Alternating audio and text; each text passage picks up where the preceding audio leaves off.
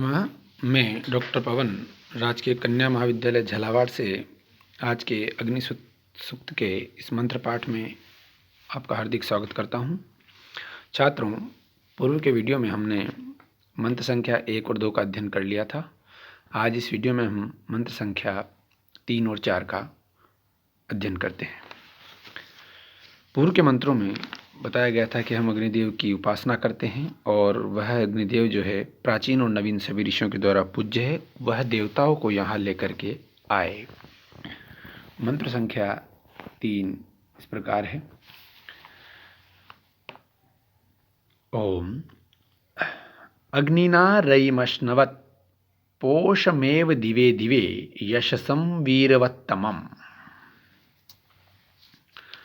तो यहाँ पर पदपाठ देखेंगे। अग्निना रयिम अश्नवत् पोषम एव दिवे दिवे यशसम वीरवत्तमम्। तो अग्निना यानी अग्निदेव के द्वारा, दिवे दिवे अर्थात प्रतिदिन, पोषमेव बढ़ने वाला, यशसम यशस्वी यश से युक्त, वीरवत्तमम श्रेष्ठ वीरों से युक्त अर्थात अतिशय। इस शब्द का अर्थ के बारे में विशेष व्याख्यान भी उपलब्ध है। तो श्रेष्ठ वीरों से युक्त या अतिशय जो है पुत्र भृत्यादि वीर पुरुषों से युक्त, वीर और संपन्न पुत्र आदि संतान के अर्थ में इसका प्रयोग हुआ है। और जो है रहीम यानी ऐसी धन संपत्ति यानी अश्न को अश्नवत यानी प्राप्त करें।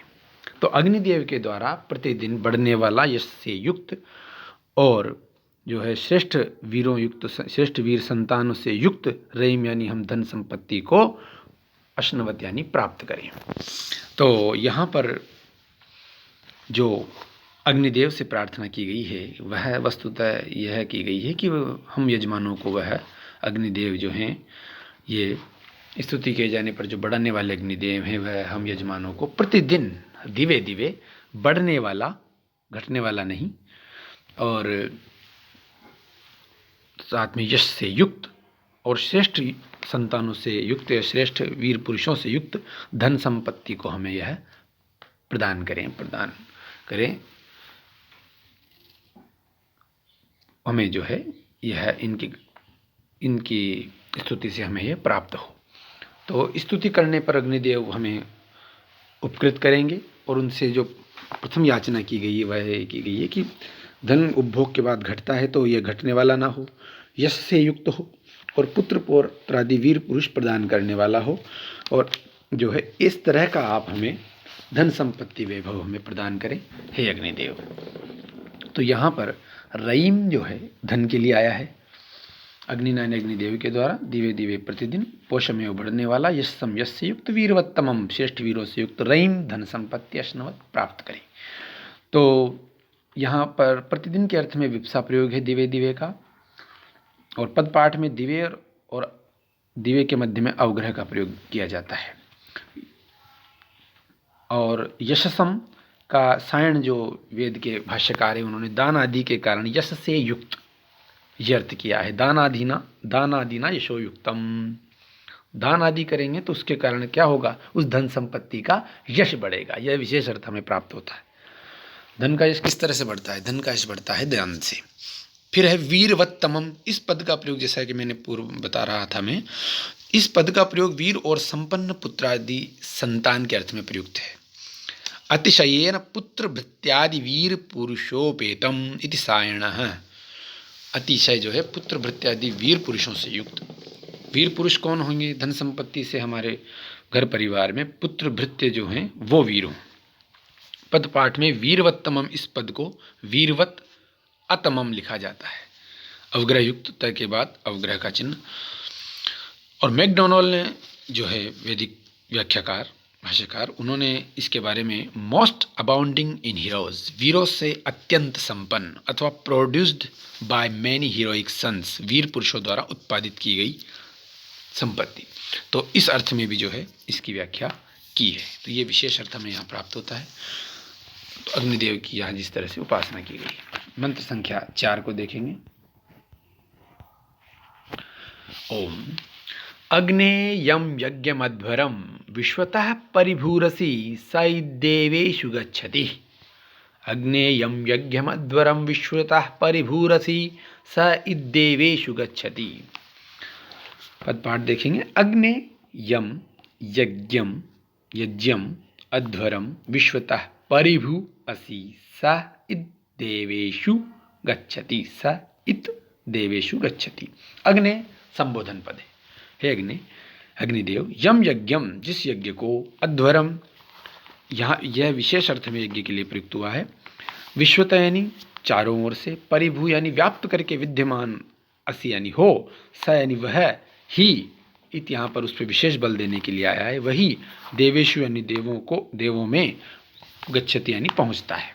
हे अग्निदेव, जिस यज्ञ को, अध्वर जो है के बारे में भी चर्चा करते हैं, जिस यज्ञ को और जिस अध्वर को अर्थात हिंसा रहित अनुष्ठान को चारों तरफ से आप व्याप्त करके स्थित हो, वह ही वस्तुतः देवताओं को प्राप्त होता है। तो यहाँ पर हे अग्निदेव, यम यज्ञम जिस यज्ञ को, अध्वरम, अध्वरम जो है यज्ञ का ही पर्यायवाची है, किंतु इसका विशेष अर्थ यह है कि न विद्यते ध्वरः अस्य इति अध्वरः। सायण ने अध्वर का अर्थ किया है हिंसा रहित। यह यज्ञ का और यज्ञ का विशेषण माना है। यज्ञ हिंसा रहित जो यज्ञ है जिसको तुम व्याप्त करके स्थित हो।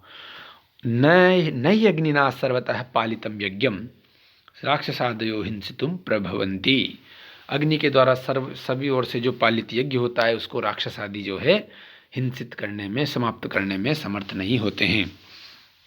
जबकि मैकडॉलन ने इन दोनों का अर्थ यहाँ पर पूजा अथवा यज्ञ किया है, वर्शिप एंड सेक्रीफाइस। यज्ञ पूजा का कोई भी रूप हो सकता है, जैसे ब्रह्म यज्ञ जिसमें मंत्रों का पाठ किया जाता है, अथवा पंचमहायज्ञ जिसमें अतिथि की भी पूजा भी शामिल है। तो पूजा और यज्ञ अर्थ मैकडॉनल्ड ने किया है और सायण ने जो है हिंसा रहित यज्ञ ये अर्थ किया है। हम चाहें तो इसका दोनों तरह से अर्थ भी ले, जैसा कि मैंने बताया, हे अग्नि, तुम जिस यज्ञ और अध्वर को व्याप्त करके, हिंसा रहित अनुष्ठान को व्याप्त करके स्थित हो, वही देवों में पहुंचता है। तो इस तरह से हमें विभिन्न व्याख्याएं मंत्रों की प्राप्त होती हैं। तो यहाँ पर जो है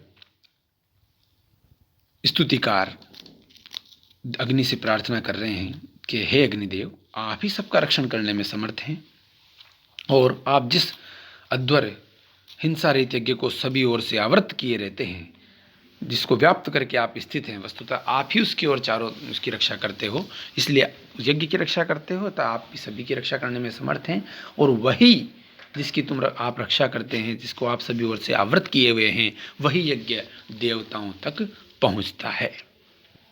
तो यह मंत्र संख्या 3 और 4 का इस तरह से व्याख्यान समाप्त होता है।